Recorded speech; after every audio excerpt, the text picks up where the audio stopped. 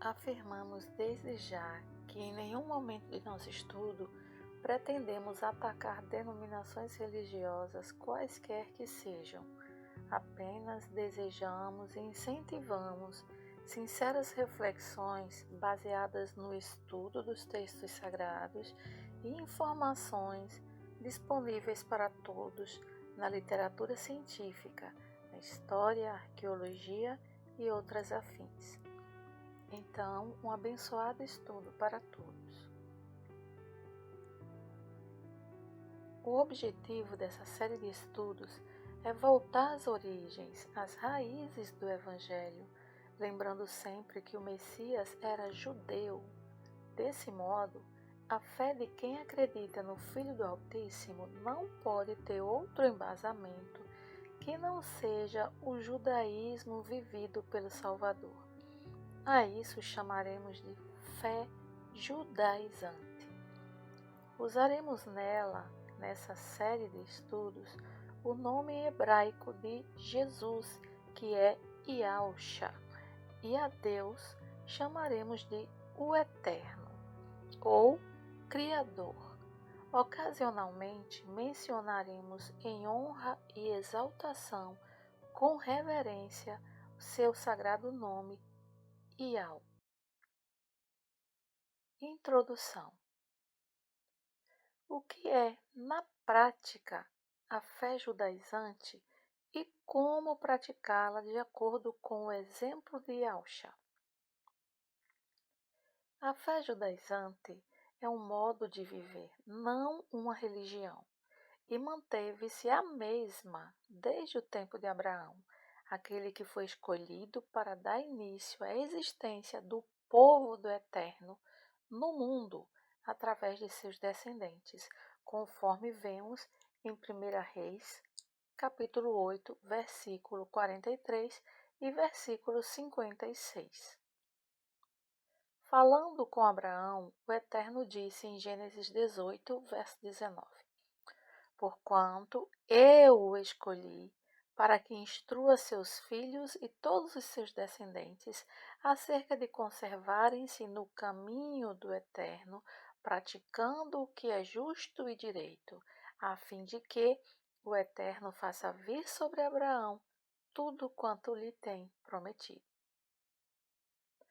Praticar tudo que era justo e direito, não de acordo com seu próprio entendimento ou vontades, mas de acordo com as orientações do Todo-Poderoso. Esse é o resumo da maneira que deveria viver Abraão e seus descendentes, ou seja, os israelitas, dentre os quais estaria o povo judeu, de onde nasceu o Salvador Yahusha, o ungido, e dentre os quais estaríamos nós, os que, pela fé, passamos a fazer parte da descendência de Abraão, ao aceitarmos o eterno Criador como Deus e a Yahusha como nosso Salvador, conforme vemos em Gênesis, no capítulo 12, verso 3, em Gálatas, capítulo 3, versos 7 e 29, e em João, capítulo 8, versículo 31. Abraão era descendente de Sem e deu origem ao povo hebreu, ou seja, ao povo semita, que, ao se tornar uma grande nação, se chamaria Israel. Ele foi chamado pelo Eterno quando morava em Ur dos Caldeus com seus parentes. Veja lá Gênesis 15, verso 7. Casado com uma mulher estéril, conforme vemos em Gênesis capítulo 11, verso 30, por suas próprias condições, era impossível que Abraão alcançasse o cumprimento das promessas feitas a ele. Mas tudo se cumpriu pelo poder do Eterno. Mas que promessas foram essas? E de que modo elas nos alcançaram e se tornaram nossas promessas? Vamos ver Gênesis capítulo 12, verso 1 a 3. Diz assim: Então o Criador veio a Abraão e lhe ordenou: Sai da tua terra, da tua parentela e da casa de teu pai, e dirige-te à terra que eu te indicarei. Eis que farei de ti um grande povo, Eu te abençoarei, engrandecerei teu nome, serás tu uma bênção. Abençoarei os que te abençoarem, amaldiçoarei aquele que te amaldiçoar. Por teu intermédio abençoarei todos os povos sobre a face da terra. E em Gênesis 17:4 lemos: Quanto a mim, eis a minha aliança contigo, serás pai de uma multidão de nações. Em Gênesis 18:18 lemos: Abraão será o pai de uma nação grande e poderosa, e por intermédio dele todas as nações da terra serão abençoadas. Então, as promessas ou a aliança do Eterno com Abraão, que foram cumpridas, foram 6. 1. Farei de ti um grande povo. 2. Te abençoarei. 3. Engrandecerei teu nome. 4. Abençoarei quem te abençoar. 5. Amaldiçoarei quem te amaldiçoar. E 6. Serás bênção. Através de Abraão, todos os povos na terra seriam abençoados. E é aqui que as promessas feitas a Abraão nos alcançam. As promessas não foram apenas para o povo israelita, mas para todas as pessoas no mundo inteiro, conforme Gênesis 22, versículo 18. Tudo foi fielmente cumprido, de todas as boas promessas do Senhor à nação de Israel, nenhuma delas falhou. Todas se cumpriram. Isso está lá em Josué, capítulo 21, versículo 45. Também nós podemos confiar nas promessas do Eterno para nós. Veja lá Hebreus, capítulo 10, 23, Isaías 51, verso 6, 2 Coríntios, capítulo 1, versos 20 ao 22, Efésios, capítulo 1, versos 13 e 14. Vejamos a relação entre a graça, fé e obras na vida de Abraão e nas nossas vidas. Gênesis 18, verso 19 diz assim: Abraão acreditou nas promessas e por isso foi chamado pai da fé. Mas não pelo ato vazio de crer. Só acreditar não era o suficiente, era necessário agir de acordo com essa fé. O cumprimento das promessas dependia da obediência dele. Em Tiago, capítulo 2, verso 21 e 22, nós lemos: Ora, não foi Abraão, nosso pai na fé, justificado por obras, quando ofereceu o seu próprio filho Isaque sobre o altar?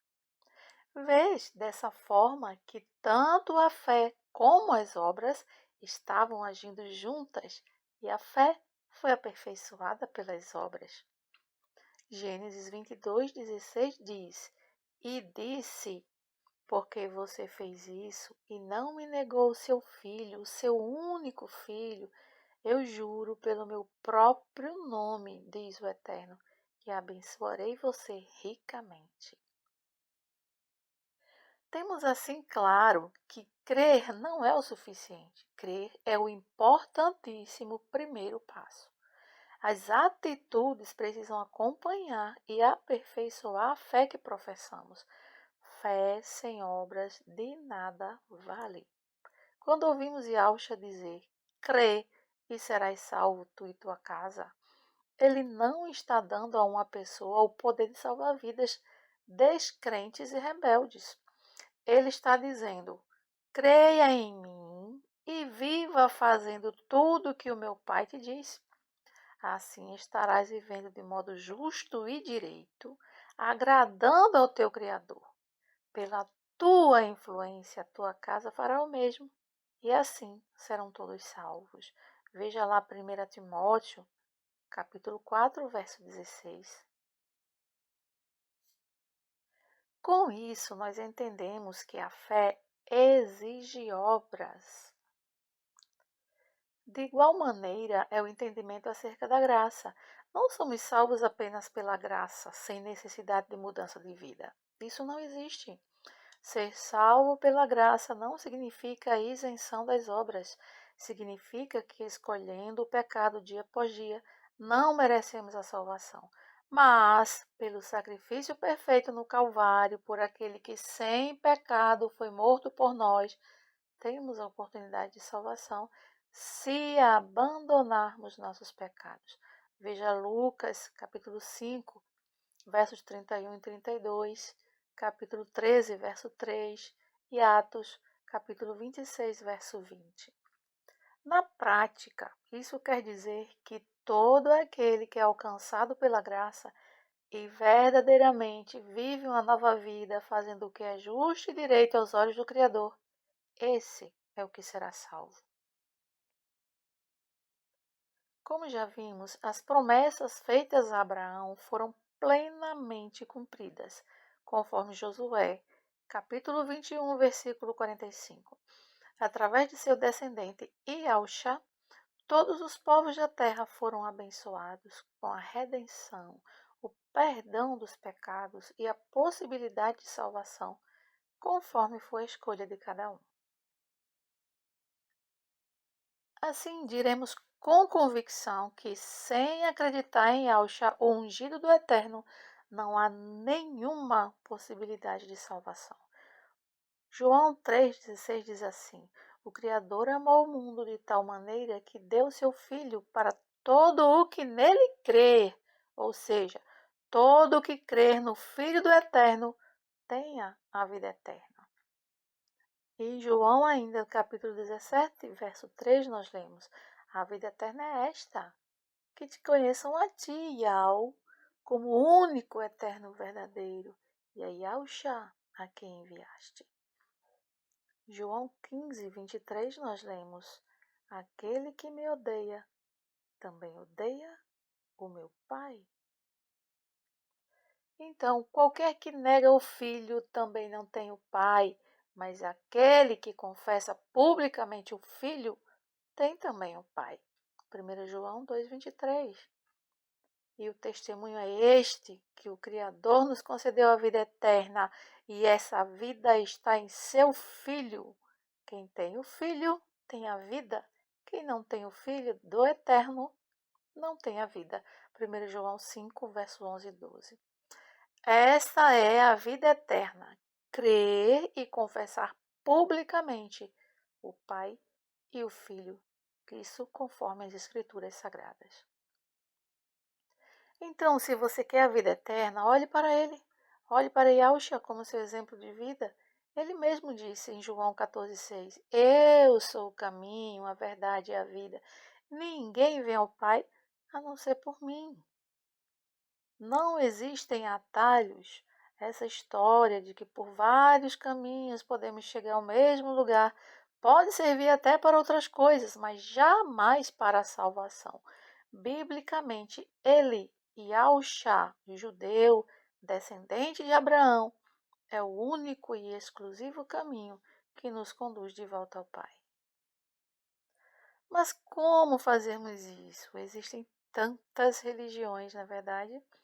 Irmãos e irmãs, seguir o caminho, seguir Yahushua, significa acreditar no que ele acreditava e viver o que ele viveu e ensinou.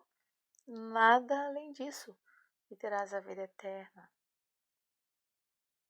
Vejamos então o que ele viveu e ensinou. A fé do Salvador, parte 1. Os mandamentos. Yahushua cumpriu a Torá. Ele cumpriu as leis, os mandamentos, todas as instruções do Eterno. A Torá são os 5 primeiros livros da Bíblia, chamados pelos cristãos de Pentateuco. Significa instrução, mas para os judeus é considerado apenas um livro, o livro da instrução, onde se encontram as leis, os mandamentos do Eterno para seu povo. Entre essas leis encontramos as 10 palavras ou 10 mandamentos. Reflita. Não somos nós, povo do Eterno, mediante a fé, mas muitos que se dizem filhos de Abraão querem só as bênçãos da promessa e desprezam os mandamentos. Parece haver a ideia de que a Torá já não tem validade. Engano. Lá se encontram as instruções dadas pelo próprio Eterno com o objetivo de purificar, santificar seu povo, à medida que mostrava e ainda mostra onde erramos, para que possamos mudar. Se ainda pecamos, então precisamos da Torá, ainda precisamos da lei. Em 1 João 3, verso 4, nós lemos: todo aquele que pratica o pecado transgride a lei. De fato, o pecado é a transgressão da lei. Para quem acha que a lei foi anulada pelo Novo Testamento, entenda que o antigo não passou porque não é antigo no sentido de perder a validade, é antigo no sentido de anterioridade, o que veio antes do mais atualmente escrito. Assim, temos na Bíblia toda uma única aliança do Eterno com seu povo. Essa aliança apenas foi renovada na vinda do ungido e por isso é chamada de nova aliança. O Mashiach foi até a Torá viva, o cumprimento fiel de todas as leis e mandamentos do Eterno, mostrando onde os homens estavam errando no modo como cumpriam as leis de seu pai. O que passou da antiga aliança é aquilo que já foi cumprido com o sacrifício do ungido ou que serviu para uma situação específica. Apenas isso. Ainda há muito que se cumprir do chamado Velho Testamento e também do Novo Testamento. Falando da lei, se lê nas Sagradas Escrituras. Que diremos então? A lei é pecado? De maneira nenhuma. De fato, eu não saberia o que é pecado a não ser por meio da lei, pois, na realidade, eu não saberia o que é cobiça se a lei não me dissesse, não cobiçarás. Romanos 7,7. O próprio Yahshua disse, não pensem que vim abolir a lei ou os profetas. Ele fala do Antigo Testamento, que é onde estão as leis do Eterno e os escritos dos profetas. Não vim abolir, mas cumprir. Digo a verdade, enquanto existirem céus e terra, de forma alguma desaparecerá da lei a menor letra ou o menor traço, até que tudo se cumpra. Isso está em Mateus capítulo 5, versos 17 e 18. Será que não existem mais céus e terra? Será que tudo já se cumpriu? Pois quem obedece a toda a lei, mas tropeça em apenas um ponto, torna-se culpado de quebrá-la inteiramente. Tiago 2, verso 10. Então, você não pode escolher qual mandamento você vai cumprir ou deixar de cumprir. Precisa estudar a Torá para conhecer os mandamentos e assim onde está falhando com teu Criador. O apóstolo Paulo jamais falou contra a lei, até porque ele era judeu e, portanto, tinha prazer na lei do Eterno, conforme Romanos 7, 22, e a considerava santa, justa e boa, Romanos 7, verso 12. Paulo, seguindo o exemplo de seu Salvador, conforme vemos em 1 João, capítulo 2, verso 6, Gálatas, capítulo 2, verso 20 e Lucas 4, 16, guardou o sábado por toda a sua vida. Atos 16, verso 13, capítulo 17, verso 2, capítulo 25, verso 8, veja lá. Paulo jamais foi contra a lei do Eterno. O que ele combatia era um sistema religioso que considerava a lei um meio de salvação. Veja 1 Timóteo capítulo 1, verso 8. Vemos isto também em Gálatas e Romanos. Lei não salva, aponta o pecado. Lendo os capítulos 7 e 8 de Romanos, podemos ver que nós estamos livres do pecado e não da lei. Quando ele fala que morremos para a lei, Romanos 7, verso 4, o faz no sentido de que nos tornamos novas criaturas pela fé no Salvador. Assim, a lei não mais nos acusa. Compare com Romanos capítulo 6, verso 14, capítulo 7, verso 25, capítulo 3, verso 31, capítulo 6, versos 15 e 18, e ainda no capítulo 6, os versos 11 a 14. O capítulo 3 do livro de 2 Coríntios tem uma beleza e profundidade impressionantes e comoventes. O apóstolo trata nele de símbolo e realidade. Ele fala em letra que mata, no verso 6, ministério da morte gravado em pedras, verso 7, ministério da condenação, verso 9, transitória, verso 13. Esses textos não se referem à lei em si, mas aos seus efeitos ou objetivos, do modo como já falamos anteriormente. Se já não pecamos, os mandamentos não têm nenhum poder sobre nós. O véu, mencionado algumas vezes, remete ao véu do santuário, o símbolo do Salvador. Salvador este que muitos judeus não reconheceram como Messias. Por isso é dito que continuaram com o símbolo, ou seja, com o véu, ao invés de escolherem aquele para quem o símbolo apontava. Versos 14 a 16. O que foi abolido no verso 14 foi o símbolo, o antigo concerto, cuja palavra grega é diatek, que é a cor do antigo original, e não nomos, que seria lei, instrução, preceitos. A lei não deveria estar mais apenas nas tábuas de pedra, que foi o modo inicial da aliança, mas no coração. Essa é a nova aliança, é a aliança renovada. O concerto ou a aliança original, inicial, tinha sua glória, mas essa glória tornava-se desnecessária à medida que as pessoas se convertiam e passavam a ter uma nova vida no Messias. O Messias é a glória superior à primeira, porque a primeira mostrava o pecado, mas a segunda é a que justifica para a salvação. E ao Mashiach, o ungido do Eterno, está diante do seu Pai, assim como o véu ficava diante da Arca da Aliança no templo, intercedendo por nós, para que, após nossa mudança de vida, sejamos por ele justificados. Veja lá versos 16, 17 e 18.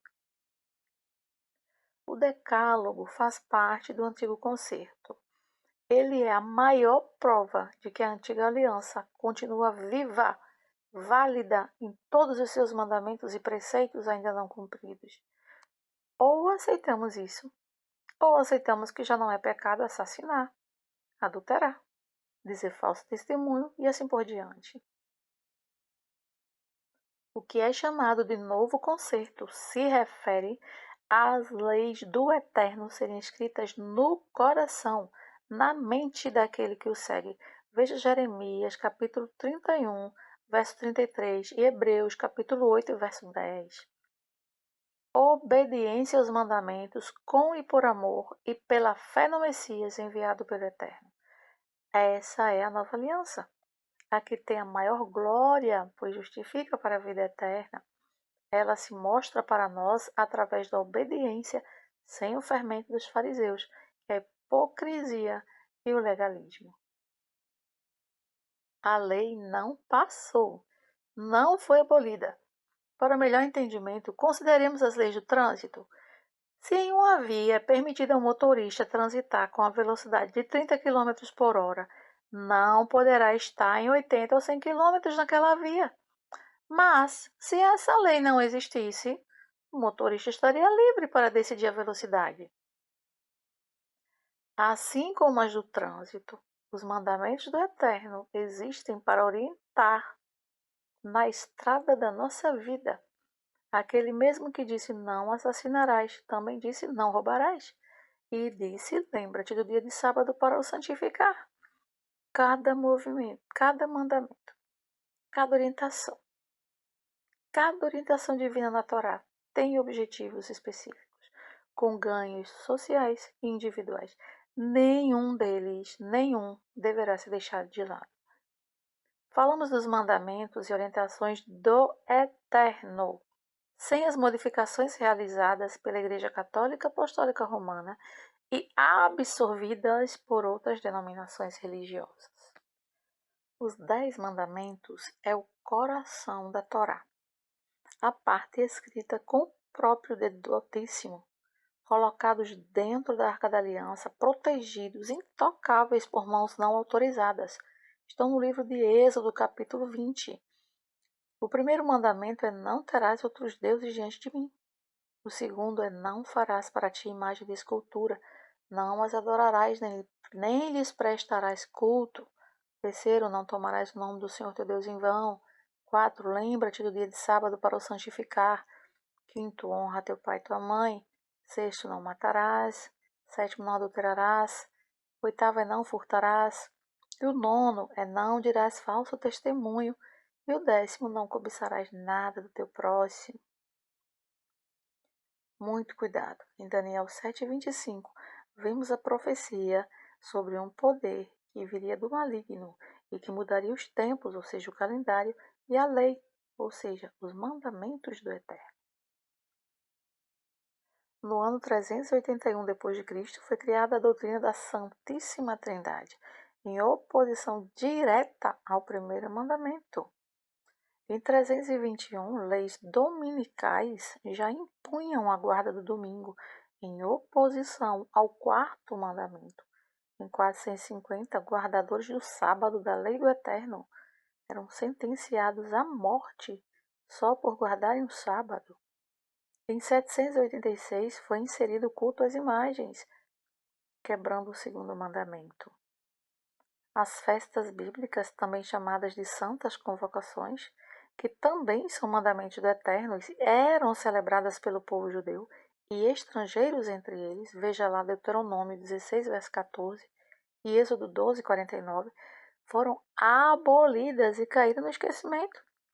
No lugar das santas convocações, colocaram festas para santos, como as juninas, imitando Sucot, como a Santa Ceia, em substituição à refeição pascal, como o Natal, imitando Hanukkah, e outras foram acrescentadas sem nenhum fundamento bíblico. Isso tudo aliado à substituição do calendário judaico pelo gregoriano. É bem fácil perceber as semelhanças e ajustes pagãos e antibíblicos ao lermos as Escrituras e observarmos a realidade ao nosso redor. Em 1 Timóteo, no capítulo 1, versos 8 ao 10, Paulo diz para quem é a lei do Eterno. Ele diz assim: sabemos, todavia, que a lei é boa, se alguém a usa de forma adequada. De igual modo, sabemos que ela não é feita para os justos, mas para os transgressores e insubmissos, para os perversos e pecadores, para os profanos e irreverentes. Então, Paulo diz quem são esses: para os que matam pai e mãe, para os assassinos, para os que vivem na prática de imoralidades sexuais e os homossexuais em geral, para os sequestradores, para os mentirosos e os que fazem juramentos falsos, e para todo aquele que se revolta contra a sã doutrina. Resumindo, usamos a lei adequadamente quando não pecamos. Se você olha para a lei e ela em nada te acusa, para você ela não existe, não tem utilidade. Mas se você está em pecado, ela é para você, não para condenar, para libertar do pecado. Por isso é chamada de lei da liberdade, conforme Tiago, capítulo 1, verso 25. Outra questão: se a lei na Bíblia é apenas os 10 mandamentos e não todos os mandamentos da Torá, onde neles encontramos a prática da imoralidade sexual, a homossexualidade, os sequestros e os juramentos mencionados por Paulo? Nos 10 mandamentos nós não encontramos, mas está nos outros mandamentos da Torá, conforme os textos que vamos mostrar a seguir.